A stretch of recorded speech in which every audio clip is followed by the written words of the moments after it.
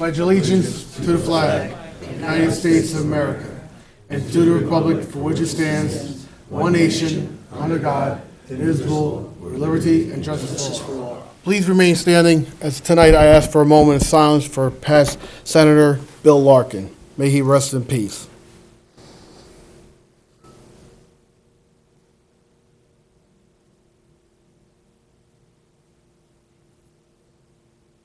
Thank you.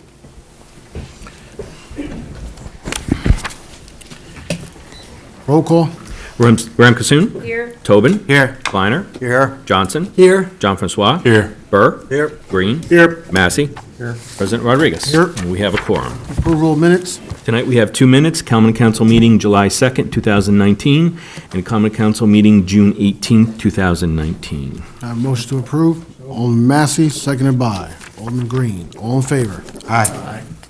Correspondence. Tonight we have one correspondence. It's a 30-day notice for a liquor license for the Equilibrium Brewery at 2 to 8 South Street. Received and filed. That's all for correspondence. Okay. For the good of the city, anyone would like to address the council, please step forward. You have 4 minutes. Good evening, Your Honor, members of the Common Council, President Rodriguez. It's a pleasure to be here once again as a member of the Middletown School Board. As you all know, tomorrow starts a brand new school year, and like many parents, it is my thoughts and prayers that it will be one that will be blessed, safe, and wonderful for our children. And this is after a very busy summer where we saw, number one, major significant construction in changing the roofs for Monhagen Middle School and Maple Hill to ensure that the structures are safe and sound for many years to come. We also saw groundbreaking construction in the back of Carter Elementary School, building a new entrance there where there'll be plenty of parking and also a more flexible entrance for the school buses, given there's going to be major change in the demographics on the other side of Main Street with the farmlands converting into eventual condos. Are we getting ready for the greater population and also for the traffic? And within our district, we saw wonderful summer camps, along with the one sponsored by the City of Middletown Recreation Department. So we had the art camp, we had the music camp, and our kids really enjoy them in different opportunities. But one of the special highlights I would like to bring focus to was that this year our school district started the Kindergarten Jumpstart Program. This is a new idea that many districts across the country, even in our neighbor to North Canada, are adopting, where children are allowed to start maybe 2 weeks or 3 weeks prior to the school year when they're entering kindergarten to give them a jump start or a head start. And it's been statistics or studies have shown that kids that participate in a kindergarten jump start program are nearly twice as likely to be at the early literacy benchmarks in the beginning of the school year compared to maybe other students who haven't. So I think this is something, a positive step in the right direction, and I'd like to see it continue for years to come. And it's worked in the Vancouver School District and other school districts across the country, and I think the kids in Middletown really enjoyed it. So we look forward to a great school year. We're continuing the working and stronger working partnership we have with the City of Middletown, Town of Wallkill, whether it's for academics, working together as in recreation, or equally important, the public safety of our children and teaching staff. Thank you so much. Thank you. Good luck. Anyone else would like to address the council? Okay, reports of department heads, economic development.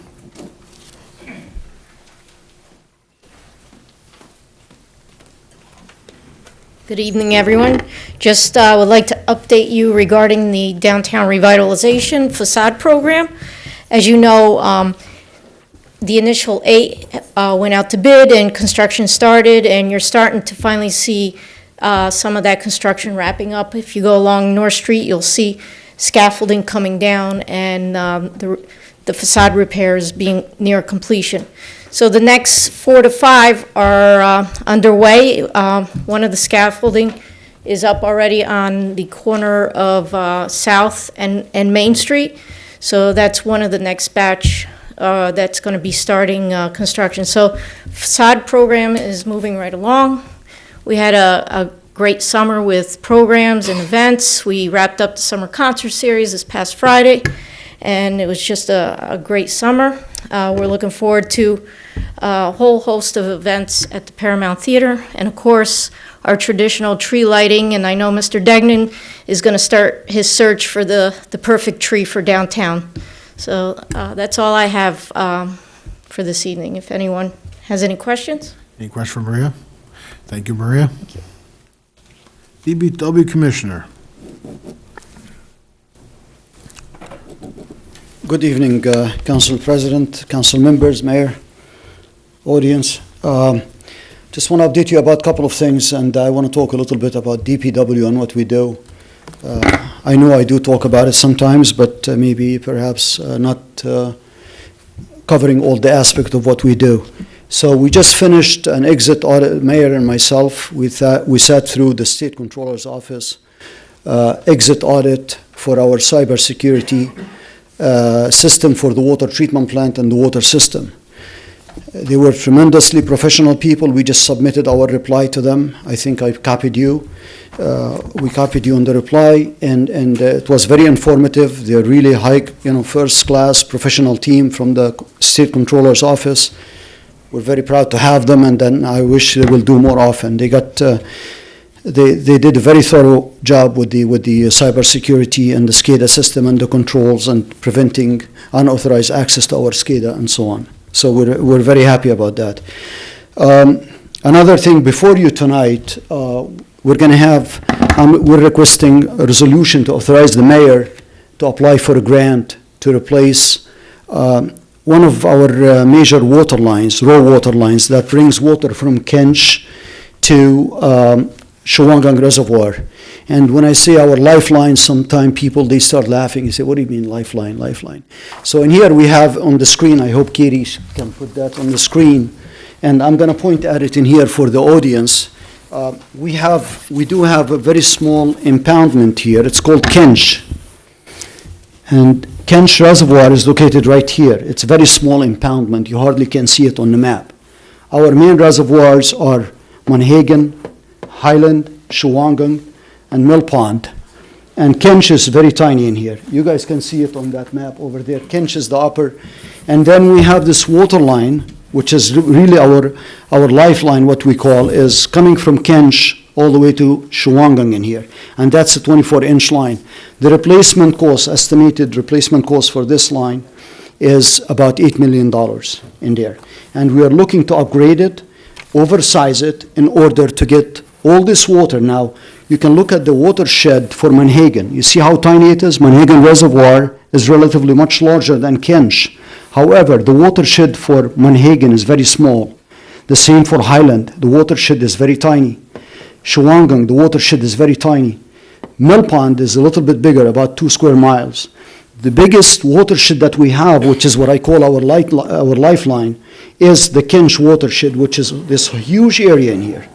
And that huge area is supplied to us through a water line. And that reservoir is very tiny, it's true, but that's how we get the water from Shawangang, from Kench to Shawangang, from Shawangang to Monhegan, or Shawangang to Highland and into Monhegan. So it's all connected.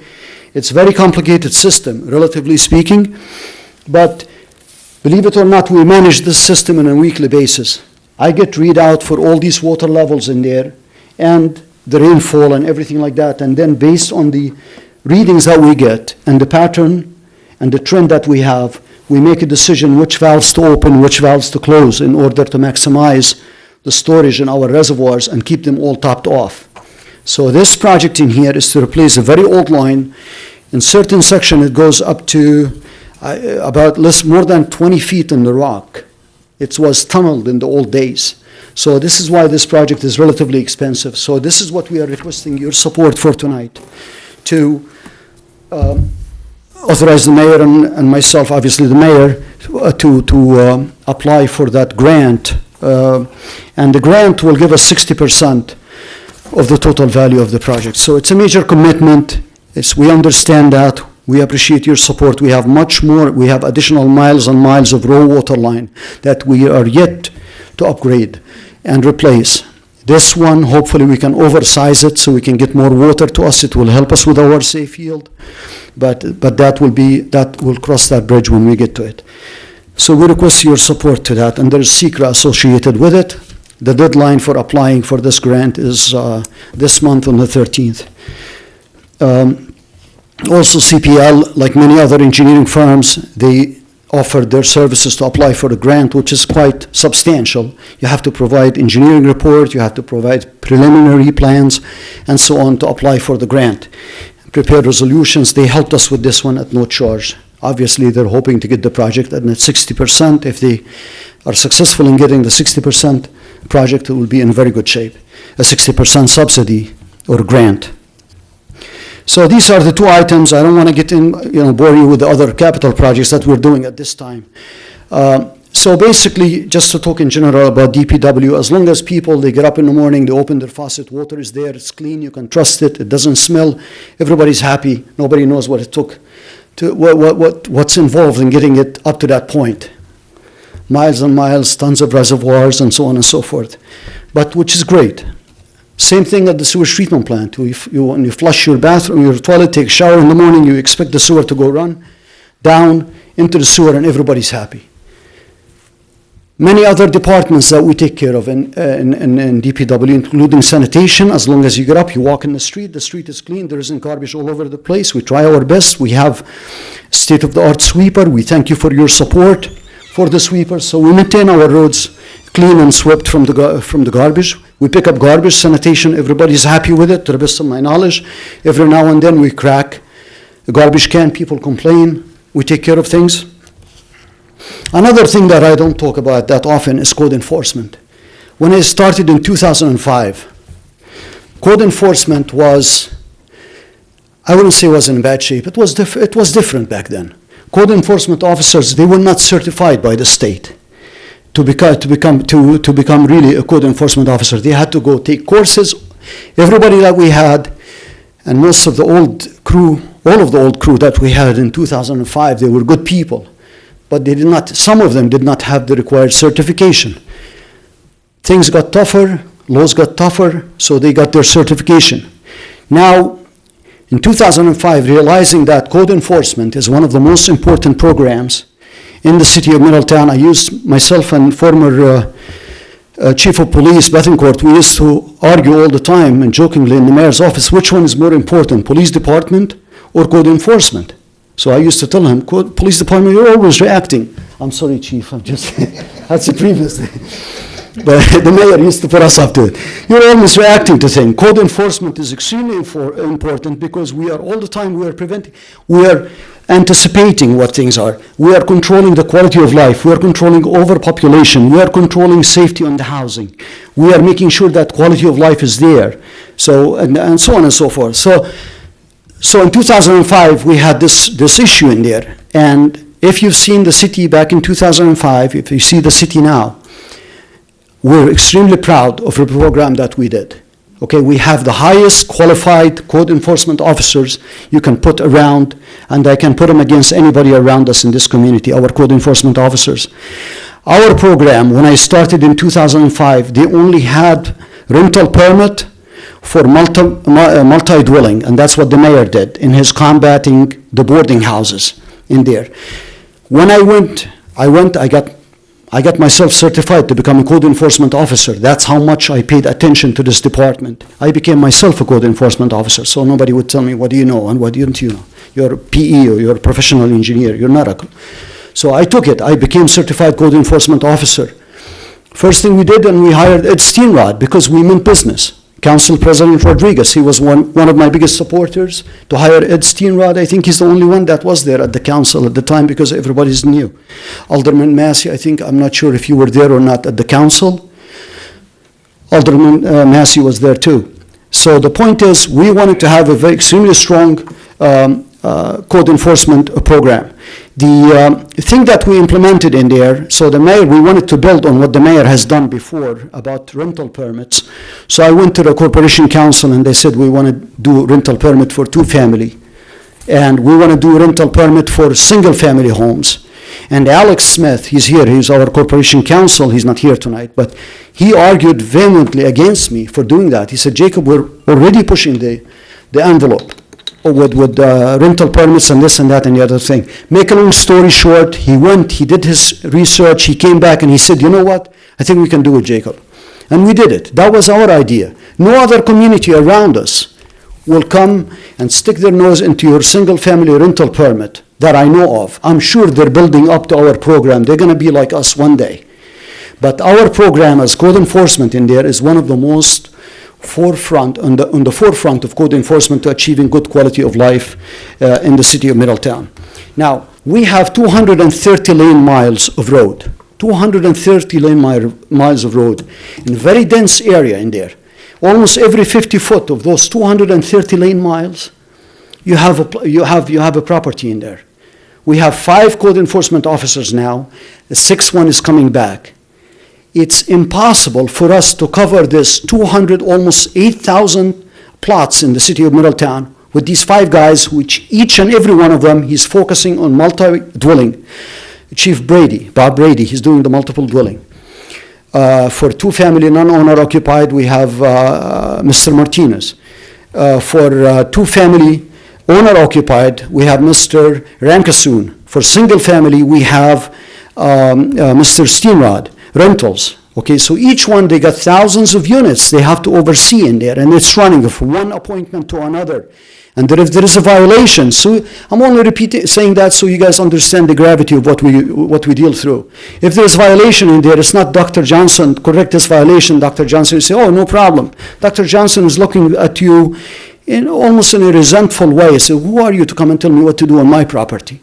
But that's the attitude that we get sometimes not from all the people. So we have to pursue it legally. We have to go to the Corporation Council, draft court papers, take the court papers and go to in front of the judge. And then after that, it's in the hands of the judge. Sometimes they get away for nothing. Sometimes they hit him hard. Alex, he scored some cases in there who were not collecting, but imposing penalties on millions of dollars on big banks. Point is, these guys and myself were trying our best to cover each and every inch in the city of Middletown, 230 lane miles. Each and every one of you come back to me and you refer some properties for me for potential violations, and that is what we need. A lot of people all over the city, they call us. The only way we find out that there is a single family home that is being rented without a permit, by the neighbors calling and telling us. There's no other way for us. This is not Russia. We can't just go break in the door and tell you, hey, who do you have in there? Show me your IDs. Who are you? Or we can't trespass on your property to clean it without a court order or without health emergency. There are rules in there that we respect and we have to live by. Point is, you guys, it's not the got you type thing. Oh my God, I drove by and I saw grass so high in there. You guys are doing a terrible job. I need you to refer this property over to us. Then if we don't address it, shame on us for not addressing it. But we need each and everybody's help. I ask you for this help many times in there. And yes, we're not perfect. We're going to screw up. We're going to make mistakes. Sometimes the code enforcement officer has got in his mind, he should have noted that the grass is very high or the property is dirty or whatever it is when he drove through there. And he did not, because he had several things on his head, on his mind, or he screwed up. We're not perfect. We need a lot of improvement. Make a long story short, I welcome all your involvement in code enforcement officers. They are inviting each and every one of you, if you want to do ride along with them, if you want to go with them and get inside the properties and see what we go through and what our work is like, we are welcoming it, because you are the fathers of the city and we can always use some guidance from you guys.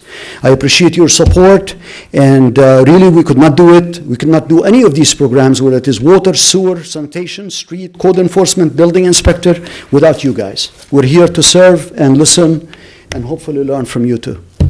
Any questions? Any question for Jacob? Alderman Tobin? The map up, algae blooms. What do we do is that an issue, and what do we do to protect ourselves? That's an excellent question. Algae bloom it's temperature's rising. Yeah, it's an excellent question. Every time we used to get hit with algae blooms, right? And we keep up on the research and what's the best way to confront the algae bloom. The mayor and myself, we were invited on a panel for New York State with the Department of Health and DEC, and we had to put our 2 cents in. Basically, we do some preventative maintenance, what we call it preventative maintenance, which meaning we apply copper sulfate. Copper sulfate, it kills the algae before it forms in there. If we do it in a proper way, in a proper manner, and in a timely manner, we test for dissolved oxygen, we test for pH, we test for temperature, all the things that will give us an indication that algae bloom is about to occur. So that's how we do it. We prevent it from occurring. Sometimes it does happen. We change our method of applying algae bloom over the past, copper sulfate over the past few years. We used to put granulars and just pull them in a boat, meaning the copper sulfate in a granular, pull them in a boat, and this is how the city has done it forever and ever. So we looked into it and we said, wait a minute, there's got to be a better way of doing it, and we studied on the research, and now we mix it, we have a solution, and we modify our boat so that when we go in the reservoirs and we cover it in there, half of the reservoir at a time, we have sprayers in there. We modified the boat ourselves, we fabricated the boat ourselves. Now other communities are coming to see how we modified our boat, so we can apply copper sulfate in there. So knock on wood, so far we haven't been blindsided. If it does hit you, it's a disaster in there. We wanted to have our water treatment plant so it can handle algae blooms, like incorporated dissolved air flotation, because half of our plant has dissolved air flotation, 1/3 has dissolved air flotation, meaning it can handle algae bloom, assuming we don't kill the algae. I don't want to get into it too deep into the weeds, but that's how we're doing it. Now the temperature starts coming down in there, then we're going to start, the fear will be over, hopefully, but algae bloom does occur even under snow or ice cap in the lake. Not many people do that. So you have to remain vigilant all the time. You have to test for the dissolved oxygen, for temperature changes, for all. We do, every 2 weeks, we do a profile, every 1 week, we do a profile of the reservoirs to the fullest depth, from the mud all the way to the top, with the temperature profile. That gets emailed to me on a weekly basis with the water level, like I told you before, how we control that. We do evaluation for that, and then according to that, we move and we react, hopefully to prevent algae bloom from forming. But that's extremely important question. Another thing is, with the $6 million in there, to protect our watershed. To protect our watershed, like I said before, the mayor and myself, when we went into that steering committee for algae bloom and this discussion with the New York State and DEC, Department of Health and DEC, one of the things we were pushing for years, City of Middletown has been pushing for years, is to protect the watershed by purchasing it, not just by watershed management in there and stormwater management, because most of our property is outside our municipal borders and we have no control over it. So the best thing is to purchase it. The state bought into that discussion after these ideas, after years and years of advocating for it, and they gave us $6 million to achieve that. Thank you. Yes, sir. Alderman Johnson? I just wanted to clarify with the water line project, is $8 million, and the best case scenario with the grant is 60% of $8 million? Yes, sir. Okay. Yes. Anyone Thank you. else? Thank you, Jacob. Thank you. Police chief. Good evening. Just to start off, I do have to disagree with Jacob on one thing. Sorry, Jacob. The police department is not only responsive, they are proactive.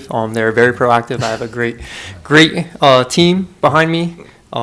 So far this year, towards the end of July, actually up until the end of July, we're showing a 30% decrease in crime. They've handled about 23,000 plus calls for service and made about 1,600 arrests so far. So that's not reactive. It is definitely a majority proactive. But just to spearhead on, or to continue on what Jacob said, the partnership with the code enforcement, we've established a good partnership with them. We work hand in hand with them. And we've realized over the years that to improve the quality of life within a community, we have to work together, and which we have been doing. So I give credit to his men for working with us, because sometimes people complain to us about issues. They end up not being police issues. They end up being code issues. So together we're able to help address those.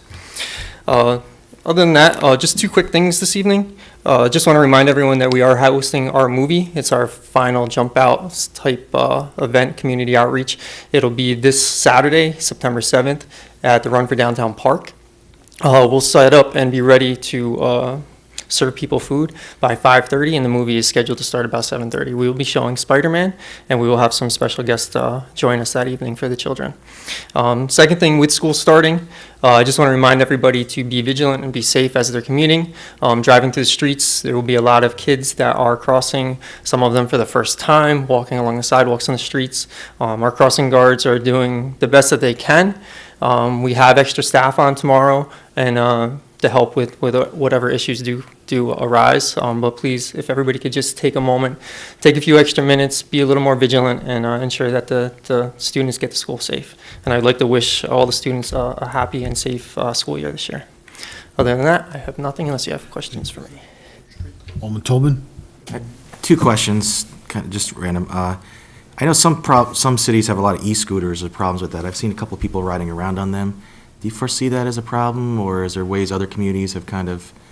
I don't know how other communities have dealt with that. Right. We have had problems with that, nothing too drastic recently. We get a little patch here and there. When we try to address it, we explain to them. And there's sections of law that allow certain scooters, so our hands are tied somewhat with them, but we will make sure that they're being safe. If you have a specific area or situation, we will address it. You know those lift scooters, that's what I'm talking about, the ones that they stand on, the electric ones? No, I'm not. They go like 30 miles an hour. They're Right, fast. yeah. They stand on them? Yeah. But they're electric, yeah. I mean, in some cities you can rent them and drop them places, but I'm not sure if I've seen a couple around, but I'm just wondering if it's, They're all over New York City. yeah.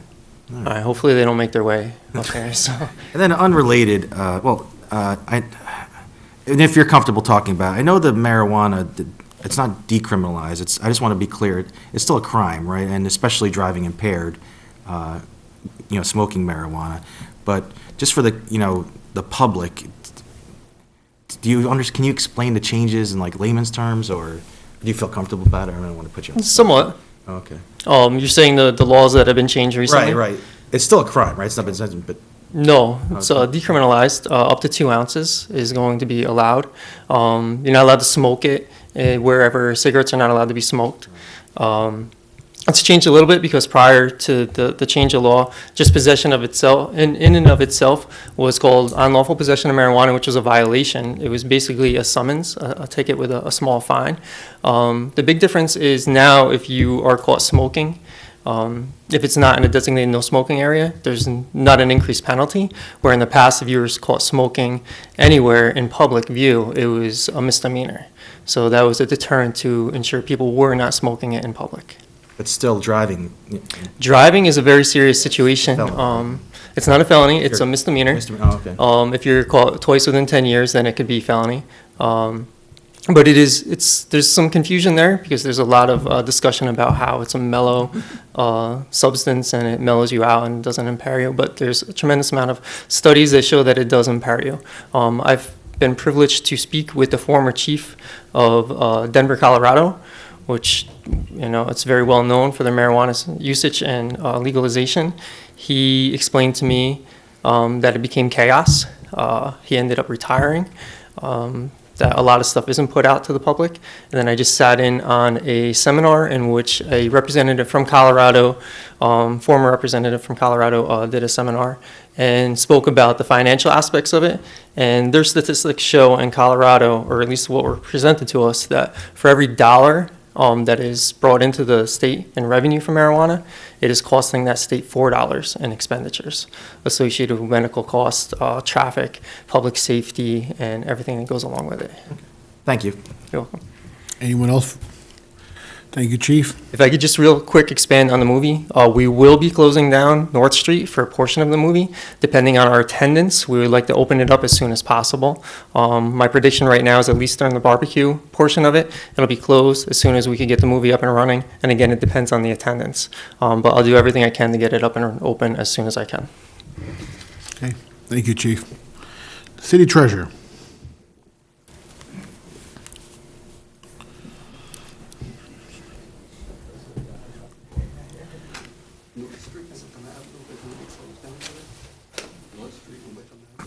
Good evening, everybody. In front of you tonight, you'll have a resolution to prove, I've given you all a copy of the CapEx budget. And on the first Schedule N, Schedule B, you'll see it's $4,263,500. $561 that we're asking you to vote on tonight for CapEx. This money will be paid for with a band, which the borrowing resolution will come at the next scheduled board meeting and be funded in mid-October. The good news is about 75% of this borrowing is water and sewer related, and so it won't impact the tax levy. And in kind of a sky view, 50,000 feet, this new debt will cost us $820,000 over the next 5 years, but other debt will be retiring by a little over $1 million. So it's kind of fund balance neutral over the 5-year period. And you're going to be asked to approve that tonight. The other thing I have to offer is at the next meeting, RBT will be here to issue the financial statements. I'll get them before that to get you an electronic copy, and then that'll be it for last year. Any questions? Any questions for Don? Thank you, Don. Superintendent of Recreation?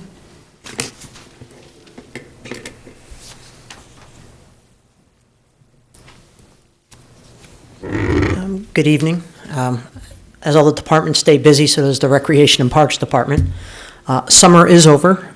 We've had a successful summer. We did have lots of obstacles mentioned by our school board member with facilities and construction, but our staff made it work. I have to really thank our admin staff that really busted their butt this summer and worked a whole lot of hours to make up for shortage of staff and qualified staff. We were low on lifeguards, just getting like directors for camps and the requirements that, responding to emergencies and the certifications they have to have, and nurses.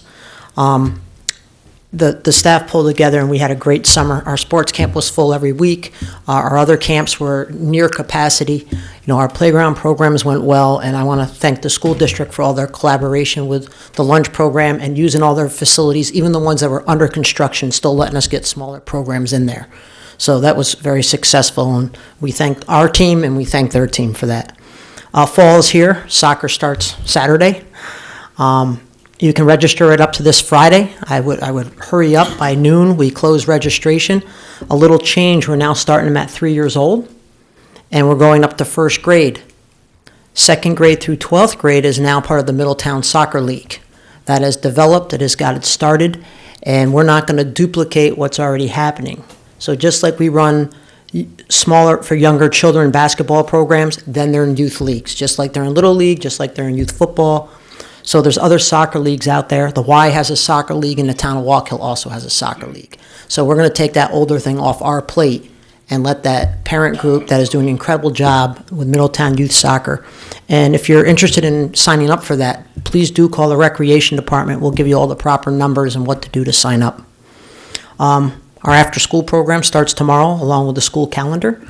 Children in the 3 elementary schools can go to those after-school programs. You must be enrolled in that elementary school. Our staff comes to them, makes it very cheap for the parents because we're taking transportation out, and the parent just has to pick them up between 5:30 and 6 o'clock. For more information, again, call the Recreation Department or look online at our registration forms, and all the information is right there. We did start a new program, and it's called an Adaptive Sport and Fitness Program. It's for students and young adults that have a physical impairment, and they can participate and get instruction on recreational activities as well as competitive activities. As you see, like the Paralympics is becoming very popular and getting a lot of advertisement, and we actually have some incredible athletes coming out of this area. And our student population is becoming more mainstream. So we are supplying this at no cost to anybody. It's volunteering through FOZ. A lot of people know Ali and what he does. He goes in our schools and helps our students already, so this gives them a social mentorship in the evenings, just a couple times a week. And again, for more information, call on that. Be it there's amputees, wheelchairs, CP, spina bifida, we're going to get them included with some able-bodied students that are also going to be volunteering in that program. September 21st, we have our first of our many fall special events. It's the Touch-A-Truck, which will be down at the Farmers Market. And lastly, I just want to wish all of our students a safe and successful first day of school. I was in some school buildings today as we got ready for after-school programs, and the rec department helps them get some of their staff certified as far as CPR and things. And the teachers and everything were ready to go. I got to talk to some SROs, and there's some changes there, and they're really excited for the new school year. So I'm excited for our students, and good luck to the staff. Any question for Chris? Chris, can you give us an update on Davish Park expansion? Where are we at with the park? Before, I just got back from vacation today. Before I left, it was waiting on a few permits, which I think Jacob might be better at that part. It was coming from Fusco, and I think all that's been put in place. So now it's just going out to bid. And Jacob, am I wrong? Is all the permits put in place? Waiting for the DOT permit still. There's still the DOT permit? So there's still one permit with the DOT on the traffic study. Do we have a timeline for the DOT? No, Your Honor. No, Fusco Engineering, he's staying in touch with them, and he keeps prodding them. As of last week, he did not hear anything from them, but he's going to have to stay on top of them. It's very important, as you know, this traffic study in there, because the DOT, they wanted the architect to create basically a lane, stacking lane for people who want to turn into Davish Park, into the new Davish Park across from Pilgrim's Estate. That would be very costly, and that would be very expensive. So the city has hired, the mayor has hired Fusco Engineering in there, and he brought in specialists for traffic engineering from upstate in order to do an actual counts and to prove to the DOT that a stacking lane to create a right-hand turn, or even in the middle, left-hand turn into the park is not required. And luckily, the study and traffic counts proved that a turning lane is not required. So now we need the DOT to give us their blessing. And once we do that, the project can go out to bid. I know that the architect is ready to go out for bid. That was an afterthought.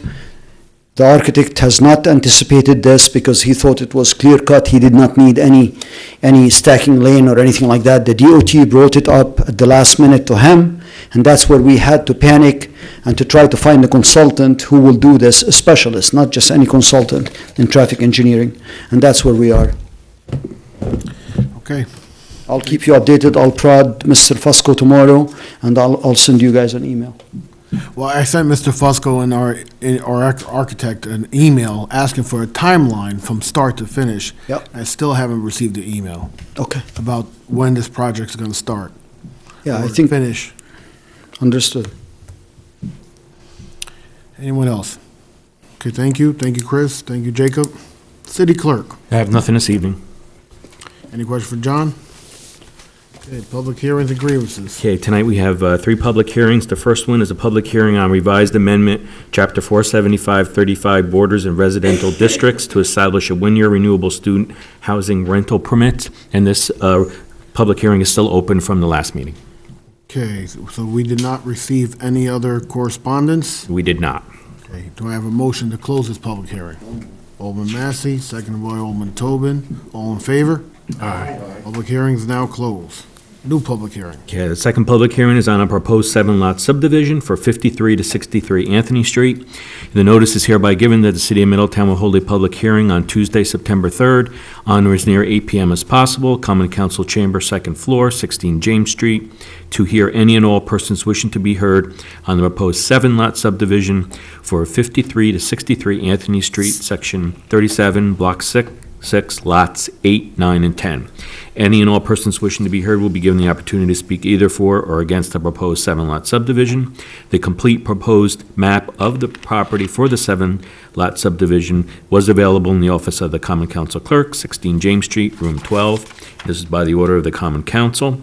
This was published in the Times Herald Record on August 26th and August 27th, and also on the city website. Okay, at this time, the public hearing is now open. Somebody. Is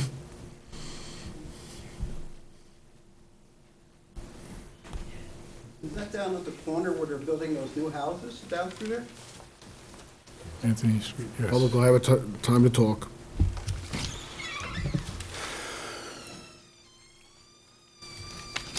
Good evening.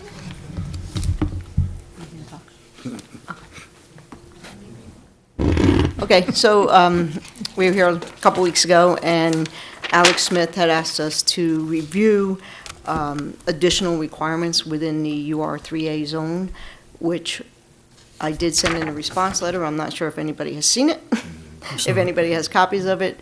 If you do, if you have questions, otherwise we could go through it or. That memo was put into your mailboxes today? Yes, we got it, yeah. Yes, September 3rd.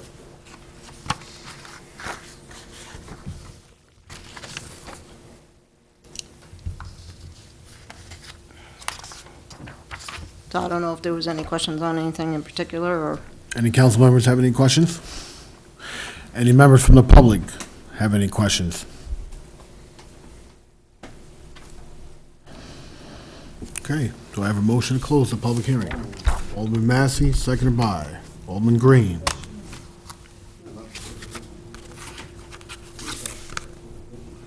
All in favor? Aye. Public hearing is closed. Thank you. Thank you. Another public hearing. Okay, we have the third public hearing, a proposed zoning change from an I-2 zone to an R2 zone for 5 properties near Myrtle Avenue. The notice is hereby given that the City of Middletown will hold a public hearing on Tuesday, September 3rd, on or as near 8 p.m. as possible, Common Council Chambers, 2nd floor, 16 James Street, to hear any and all persons wishing to be heard on the proposed zoning change from an I-2 zone to an R2 zone for the following properties: 12 Myrtle Avenue, 10 Myrtle Avenue, 111 Railroad Avenue, Myrtle Avenue/Railroad Avenue, and 1 Sprague Avenue. Any and all wishing to be heard will give an opportunity to speak for or against the proposed zoning change. The complete proposed zoning change to the zone is available in the office of the Common Council Clerk, City Hall, 16 James Street, Room 12. This was the order by the Common Council, and it was also in the Times Herald Record on August 26th and August 27th, and also on the city website. Okay, at this time, the public hearing is open. Any members from the public have any concerns?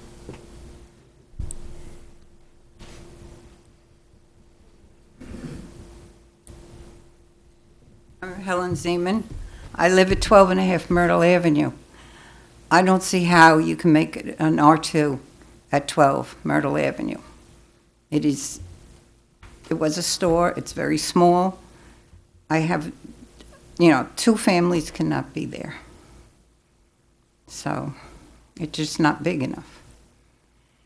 And also, last time I came here, before the building was built, or the permit given to change it, I asked that the window not be put opposite my bathroom window, and they said, oh no, you'll never have a window opposite your bathroom window.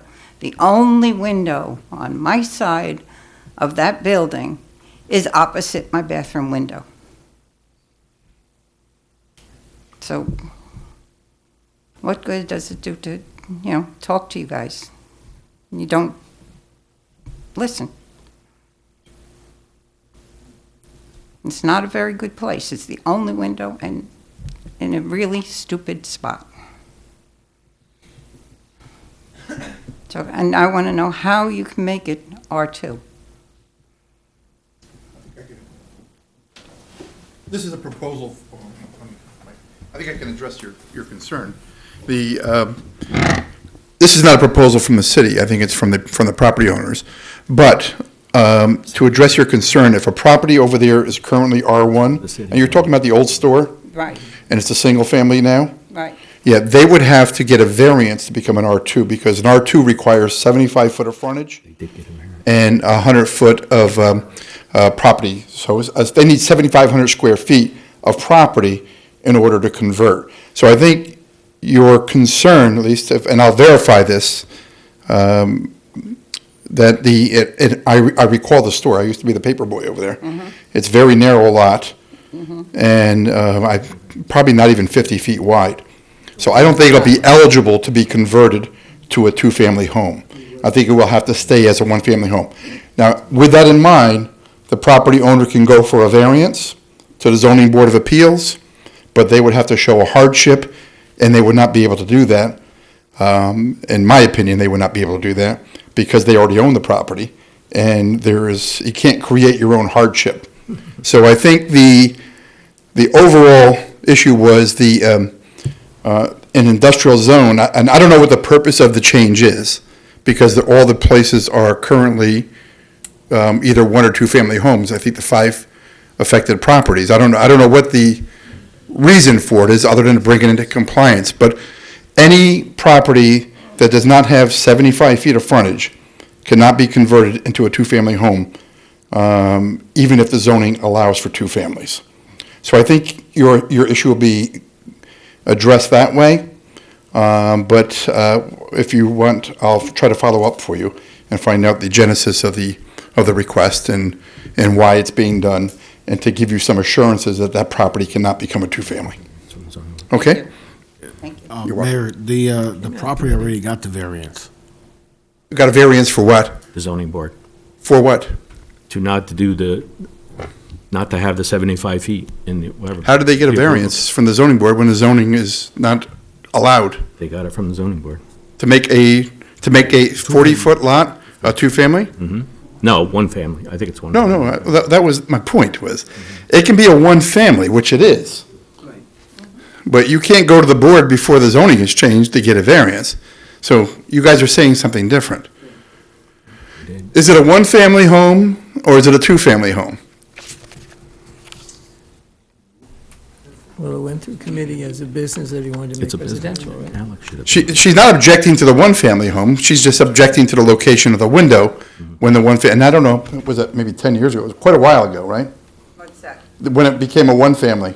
No, It never was. they're doing it now. They're converting it to a one-family. Right. Oh, okay, all right. But who did you make the request to about the window location? At this board meeting several months back. You might have gone to the board, to the ZBA or planning board, probably. But Not the- regardless, I think we have to verify before you move on the application. I don't believe a applicant come in and get a variance before the zoning change is, there's a hardship issue. This wasn't a hardship. Well, you can't just get a variance to put a two-family home into a property that probably has a 30 or 40-foot wide lot. So John says they got an approval for a one-family. I think the council president believes they got an approval for a two-family. So I think you need to leave the public hearing open until we verify the information. I know they went to the zoning board. Yeah. Well, it could go to the zoning board because the lot size is smaller than 50 feet For one family. for the one family. Right. No, so we need to find out what the variance was for. But I don't believe that the board could authorize a variance in an industrial zone without, going through, demonstrating, a hardship, a financial hardship. And it doesn't make sense to me, but I've been wrong before. You're living proof I've been wrong before. I supported you. So I would recommend we keep the public hearing open and get the answers for this lady and any other neighbors. And also, there's a vote on this tonight, too, so you would have to amend. Well, if we keep the public hearing open, you can't vote on it, so. Right. We'll have to amend. You'll have to amend both resolutions. Thank you. Anyone else from the public on this public hearing? Yeah, my question is 10 Myrtle Avenue, are they turning that into a two-family? Originally, No, years just ago, changing that the was a zone. two-family It was house, just a zoning. just a zoning. Yeah. Now, the property in the back of there, Railroad Avenue, is that property being bought by one of those owners? Yes, It is. yes. So I wonder if that's why they think they can add on to 12 and make that a rear entrance for parking for 10 Myrtle. If that, I don't know which one bought it. I believe 10 bought it. 10 bought it? Yeah. Okay, so then it won't be, because it'll be so it won't be to that, so they definitely won't have enough room at 12. So 10 Myrtle Avenue bought that place, and they're going to extend the backyard and make a drive-through instead of trying to pull in and out off of Myrtle Avenue. I don't know what they're doing with the backyard. Well, I hope that that's what they do, because that driveway's a killer. Getting in and out, somebody's definitely, they've had several accidents over the years that I've been here, and I've been here since '64. Now, the other thing is I've asked several people about putting a yield or a stop sign on the bottom of Myrtle Avenue and Grand Avenue coming down the hill. That's a school bus zone, and let me tell you, you don't know how many times the cars go through there without a stop sign, and the school buses are right on the corner of Grand Avenue. Really need to think about putting a stop sign at the bottom of that hill. We'll add it to committee, DPW committee. I think we Okay? discussed that. I've spoke to several people about it already. Okay? Thank you. Thank you. Put it back on, we discussed. Yeah, you have the, John passed along the resolution from the Zoning Board of Appeals. That's where you appeared, Mrs. Seaman, at the Zoning Board of Appeals. And the resolution that was passed was granting a variance for a one-family. One family. So they came up with a conclusion for the use variance, and it is a 4,000 square foot lot, and you would need a minimum 5,000 square feet to do a one-family home. So that's the resolution that was passed on March 20th, of 2019. And that would go for all those properties over there. None of them appear to be large enough to be converted. I don't know what the rationale, again, is, as I said, for changing it, other than it brings it into conformity with the with residential zoning, but there's no way you can convert a 40-foot lot in a residential zone to a two-family home without going to this board, and this board only granted a single-family variance. So we got the clarification. Do we need to still leave it open? I would say not, but I would enter it into the record. Is Alex here? Is there one of the attorneys here? So rather than rely on me, He was the one that forwarded this to us. Yes. I can have the clerk read the decision into the record, and then you guys can make a determination whether you agree with the conclusion that I have. But it says in it that he tried to rent it out for 6 years as a commercial property in a residential neighborhood. He had a mortgage. He made a case for, paying his taxes. He was used as a dentist, a psychiatrist's office, and currently the property was vacant. He required an area variance. The state, when he bought the property, it was an I-2 zone. He's looking for an area variance under Section 475 of 1,000 feet, where required lot size for building a single-family home is 50, as I stated, and then 100 depth for 5,000 square feet, and the applicant only has 4,000 square feet, and he was requesting a 1,000-foot variance. I think it's very clear, but that would be up to the board to make that determination whether I'm in fact reading it correctly. Okay. Anyone from the council? Alderman Johnson? I think that's what I was saying to Alderman Green on that committee, and I think what happened is it was for that property, and then council suggested that to make it more uniform for the area, that he expanded it to the other properties, including the triangle in the middle. Right. And that went out of committee unanimously, and that's what brought us here today. Right. So it was commercial to be used as a one-family home, because he was not able to use it commercially. And then council said to make that whole area uniform as far as the change in the code. So I'm not sure that it would adversely affect, as the mayor said, I'm not sure it adversely affects your property. Alderman John Francois? It's the stop sign on Myrtle. We had discussed that to our committee A meeting public already. hearing is about the public hearing. We're still in the public hearing. Okay, all right, sorry. Alderman Tobin? So I just want to reiterate, it's going to be going from an industrial zone to a residential zone, which the area is a residential neighborhood, and I think would preserve the residential neighborhood to keep it that way.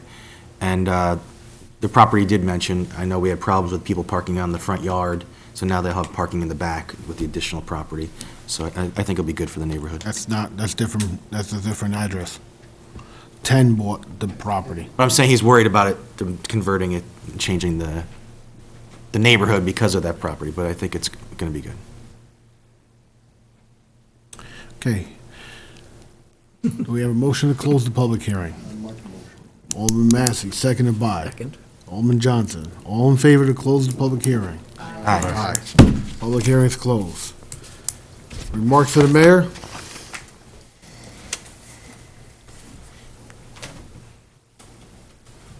Whose side am I going to take, the chief or the Jacob? But I wanted to join the council in extending my condolences to the family of Senator Larkin. He did represent the city of Middletown for a brief period of time, I think, when he won the Senate seat and defeated Art Gray. I believe he did have 2 or 4 years of representing the city, so I did get to know Bill, but, and even after he represented, his district was changed.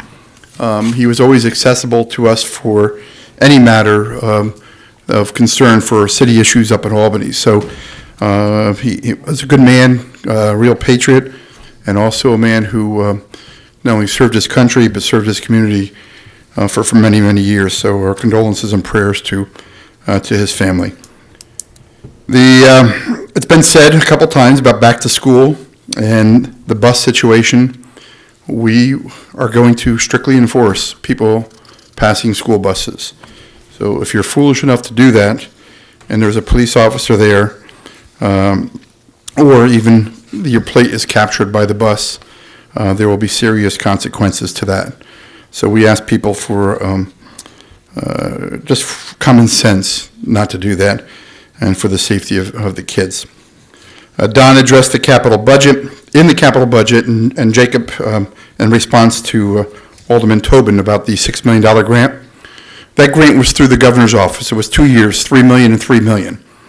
And it's to address algae and prevent algae growth. And we did have an experience probably 20 years ago when we actually had to shut down the reservoir, one of the reservoirs, and we have a system with some redundancy in it, and we can shut off a specific lake, but it was a pain in the neck.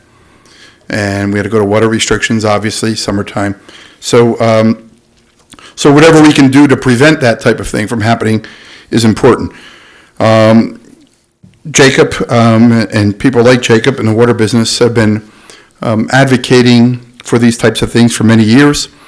When we attend, myself, Jacob, and the council president, and Mr. Massey, the AWWA, which is the American Water Works conferences, these are one of the issues that are brought up, and this is a lobbying group in order to encourage state governments to provide funding to protect water systems. And they also address operations, but so when we attend, these are the types of things that we're doing at these events. We were successful with the grant. Tonight, as part of your capital budget, you'll see $1.5 million. That is the city share. So it's not a 100% grant from the state. It's a 25% match, and $6 million, our share is 1.5 million, and we're funding that over a long-term period. Don addressed the debt that's coming off, but we also have a significant increase in water revenues that you'll see in some of the budget projections, due primarily to CPV at this point. 2021, we're anticipating to have Amy's come on board with an additional $6 to $7, maybe $800,000 a year in water revenue and sewer revenue.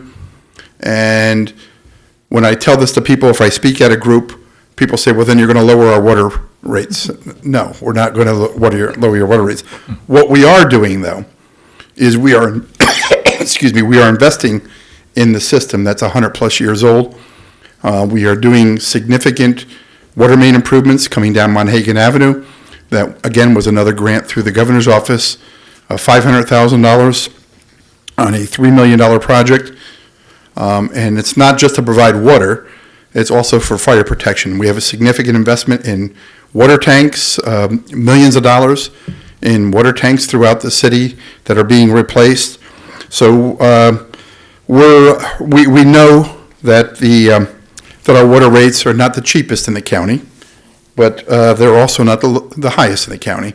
We're a little bit on the high side, agreed, but people can control that with some conservation if they like, and I know I'll get some flack about that comment, but you have to understand we're in an old city with old water mains, and we have to continue our program of replacement of these lines.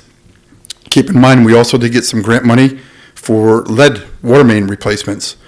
I think we did 4 on Monhegan Avenue alone. We'll continue that program. We're going to continue to access, hopefully, some state funds. The governor's office is very much involved, especially nowadays with all of the focus on places like Newark and Flint, Michigan, and other communities, not only with contamination like Newburgh had, but contamination with lead. And that has a lot of that, it comes from the corrosive nature of changing the water treatment. That's why Jacob's expertise in that area is very important. But we do test. And when we do detect, we do random sampling. If people want to have their properties checked, all they need to do is call DPW, and we will do a test and make you aware of the findings. And if we're able to access more grant money, we will continue to do that. But with all the focus on lead replacement, or lead issues, we wanted to reassure people that we have a continuous program for monitoring, that you need to basically contact us if you'd like us to test your water. But we had $600,000, I believe, right, Jacob? And $550,000 in lead service replacements. That's not water mains. That's services into homes that have been replaced that had some lead detection in them. So, and we're going to stay on top of that program. But again, I want to reinforce to the public, we don't know what's going on inside your home. We do our testing throughout mains and at the plant and all those things. And of course, the water is not coming out of the reservoir with lead. That a lot of it has to do when it goes through the pipes or through your pipes. There could be lead soldering. It could be the water corroding the solder and then getting into your pipes. But there's a whole bunch of reasons, I guess, for it. And I'm not an engineer or in no way an expert in that area. But I do know that if we don't test yours, then there's not going to be any type of determination by us because we don't know what's happening inside your home. And there might be some piping inside your home also, that especially if you have an older home. So that said, we'll keep reminding people because I believe the national press is going to continue to remind people that lead poisoning and lead issues in old cities can and will be a problem as we move forward. The Senator Gillibrand is sponsoring a major infrastructure seminar coming up. We're hoping to have some representative, at least maybe one of our consultants at this, to see how the federal government is going to address it in regards specifically to funding. So we will be in the ball game for any funding that we could get to access for changing of water main from the water main into your home. And that's if your testing determines that it's necessary. Let me see. One other thing I had was on this e-scooter. It's becoming an issue, as you know, because that's why you mentioned it. And there is legislation that some communities are passing, not only with e-scooters, but when the trail comes through with just bicycles. One of the major things in New York City now is controlling, is developing problem is pedestrian bike accidents on things like trails, like down the West Side Highway. So we're going to work with the county on how that's going to be regulated. I know there's no scooters allowed on the trail. I believe no electronic devices, electric bicycles or electric scooters that are allowed on it. But we'll clarify all that with the trail. But it is becoming a bigger problem. We currently do not have any stations that rent out those types of bikes. But it is becoming a problem, mostly in larger cities because they're larger markets. But we can anticipate with the trail coming that we might be seeing those types of things, and we'll need legislation in place to address it, possibly. All right, any questions? Any question for the mayor? Alderman Johnson. I happened to be on the West Side Highway about a month ago at 6 o'clock, and my party and I almost got run over because they did not pay attention to the crossing. They just went right through. When you talk about older homes for lead, what's the cutoff there? More than 20 years old, or 10, or 50? Or is No, there I think it's older than that, but Jacob. We've done our own survey. Right. We've done our own survey. We have a data about which house has lead service and which house does not. And we made an assumption. Some of them, they have galvanized service going in. Some of them, they have a brass. As an example, those galvanized and brass, it's assumed that the section under the road is lead. Okay. Thus, they qualify for the grant. And we've been awarding, you guys, the mayor and all of you, you awarded a couple of meetings ago, the lead replacement for the services like the mayor was talking about, and most of the work is taking place as we speak. So they're it's very being replaced. variable, or is there a certain age of the What's pipe? that? Is it a very variable number, or it could be 10 years, 20, 30, 40? It doesn't matter how old the plumbing Yeah, is? it's gotta be older homes, that's who has them. What would you call older? Well, I don't have an Okay. exact date, but however, we have an exact count because we've done the survey. It's Because before we- like 1964, right? The Yeah, houses but were- even older aldermen. Well, that's what I The was lead- trying to They stopped, the lead service, get an not the idea. lead solder, the actual lead pipe. Pipe, yeah. Yeah, Right. they stopped using that long time. I'm not sure, you're probably close to it. But that's the issue is, we have a survey because our water meter department get inside each and every basement. Remember, we just replaced all the water meters throughout the city, so we can see what is coming through your basement wall, and we know what's in there. So, that's how we have our data, and that's how we contacted people.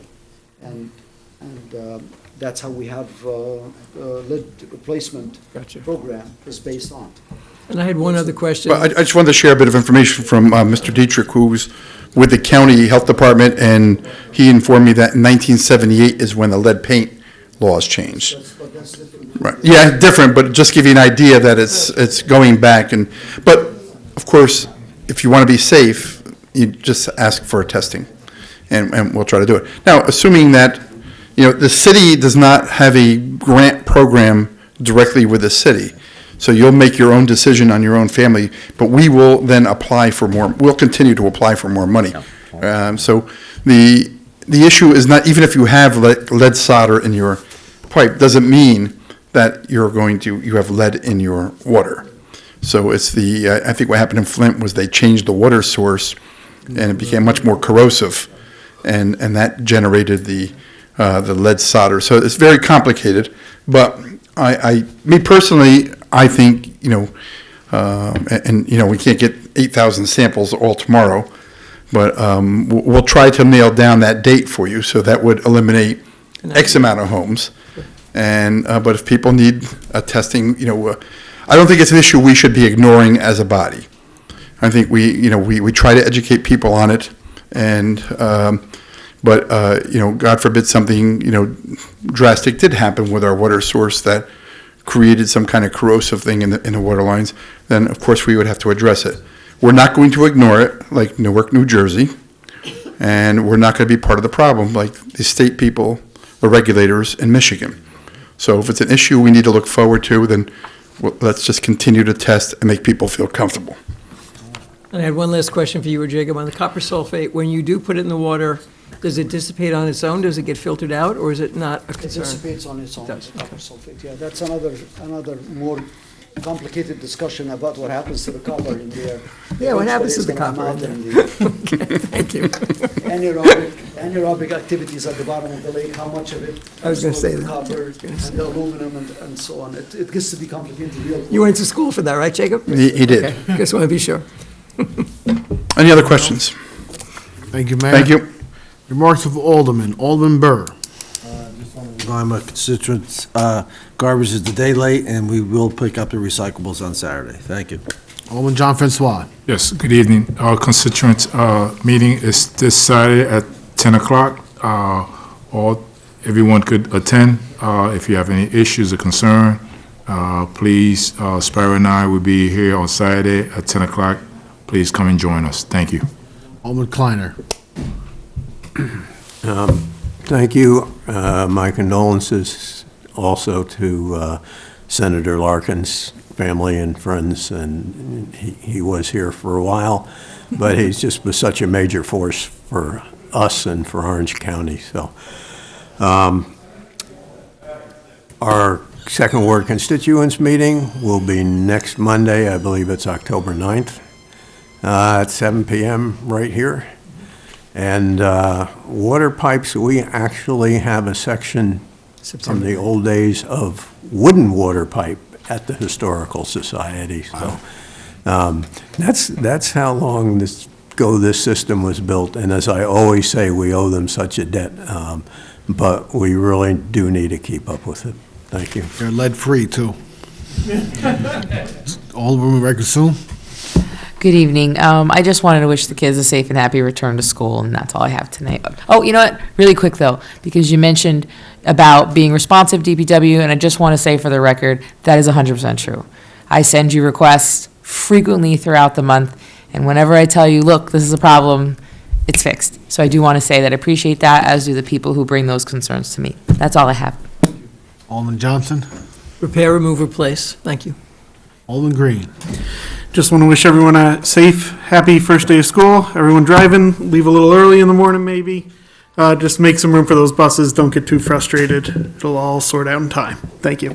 Alderman Tobin. I'd like to wish everybody a successful school year. I know everybody's excited about I saw kids getting their payments on the shop on the way over. Just remember, every year, you're like a painter, you get a blank canvas, so it's up to you to paint it. So just go out there and paint it. And I was able to, over the last number of years,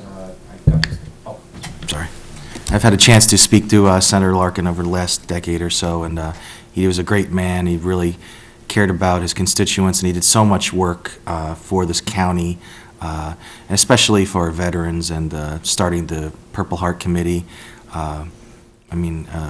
He'll be missed. He was a great advocate for the area, the region. Alderman Massey. I go back probably 50 years with Senator Larkin, and he was a great patriot for sure, and a great statesman, and I hope he rests in peace. I have just a couple other things. Unlike the mayor, I have no problems jumping in with an argument between the chief and Jacob.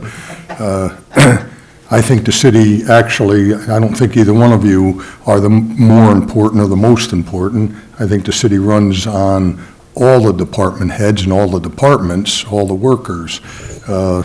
We were going over the budget tonight. If not for Don, we wouldn't have the money to pay either one of yours. Maria with the community development, we wouldn't certainly have recreation. I think Middletown works so well because we have so many good departments and good department heads. I look at John and his department. I go down every morning, and just because I like walking a lot, I always stop in their office and I pick up the mail, and I can tell you between Karen and Lori, the amount of work that they do, it's unbelievable.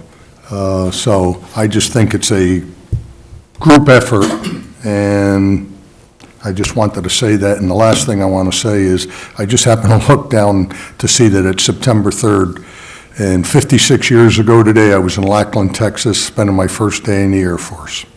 Thank you. Thank you. New business. All right, we have a resolution sponsored by Alderman Johnson to approve the application for 5 properties is an unlisted action under SEQA for a zone change from I-1 to R2. Resolution sponsored by Alderman Johnson, seconded by Alderman Massey. Any discussion? Roll. Ramkissoon. Aye. Tobin. Aye. Kleiner. Aye. Johnson. Aye. John Francois. Aye. Burr. Aye. Green. Aye. Massey. Aye. President Rodriguez. Aye. Resolution passes. Resolution sponsored by Alderman Johnson to approve the application for 5 property zone change from an I-2 to R2. Resolution sponsored by Alderman Johnson, seconded by Alderman Ramkissoon. Any discussion? Roll. Ramkissoon. Aye. Tobin. Aye. Kleiner. Aye. Johnson. Aye. John Francois. Aye. Burr. Aye. Green. Aye. Massey. President Rodriguez. Aye. Resolution passes. Resolution sponsored by Alderman Johnson to amend the city code to establish a 1-year renewable student housing renting permits. Resolution sponsored by Alderman Johnson, seconded by Alderman John Francois. Any discussion? Roll. Ramkissoon. Aye. Tobin. Aye. Kleiner. Aye. Johnson. Aye. John Francois. Aye. Burr. Aye. Green. Aye. Massey. Aye. President Rodriguez. Aye. Resolution passes. Resolution sponsored by Alderman John Francois to close North Street from Franklin Square to Orchard Street on September 7th, 2019, from 4 p.m. to 10 p.m. for the Movie in the Park event. Resolution sponsored by Alderman John Francois, seconded by Alderman Tobin. Any discussion? Roll. Ramkissoon. Aye. Tobin. Aye. Kleiner. Aye. Johnson. Aye. John Francois. Aye. Burr. Aye. Green. Aye. Massey. Aye. President Rodriguez. Aye. Resolution passes. Resolution sponsored by Alderman Massey to authorize the treasurer to transfer $1,000 within the Senior Center 2019 budget to fund cable internet services from August through December 2019. Resolution sponsored by Alderman Massey, seconded by Alderman Green. Any discussion? Roll. Ram Kasoon. Aye. Tobin. Aye. Kleiner. Aye. Johnson. Aye. John Francois. Aye. Burr. Aye. Green. Aye. Massey. President Rodriguez. Aye. Resolution passes. Resolution sponsored by Alderman Massey to authorize the treasurer to open a new NOW account at Orange Bank and Trust for the water and sewer deposit accounts. Resolution sponsored by Alderman Massey, second by Alderman John Francois. Any discussion? Roll. Ram Kasoon. Aye. Tobin. Aye. Kleiner. Aye. Johnson. Aye. John Francois. Aye. Burr. Aye. Green. Aye. Massey. Aye. President Rodriguez. Aye. Resolution passes. Resolution sponsored by Alderman Massey to amend Resolution 130-19, raising the amount of $155,000 for the purchase of 7 Canal Street, and to add the cost of taxes for water sewer billings. Resolution sponsored by Alderman Massey, second by Alderman Ram Kasoon. Any discussion? Roll. Ram Kasoon. Aye. Tobin. Aye. Kleiner. Aye. Johnson. Aye. John Francois. Aye. Burr. Aye. Green. Aye. Massey. Aye. President Rodriguez. Aye. Resolution passes. Resolution sponsored Alderman Massey to authorize the treasurer to transfer $246,380 within the 2019 budget to adding monies to various utility accounts from ESG. Resolution sponsored by Alderman Massey, second by Alderman Tobin. Any discussion? Alderman Kleiner. I just wanted to explain that this is the group that's gone through upgrading all our buildings, and that if the savings are not what we thought they would be now, at the end of the period, we have guaranteed savings, so we will eventually get this back. Thank you. Anyone else? Thank you. Roll.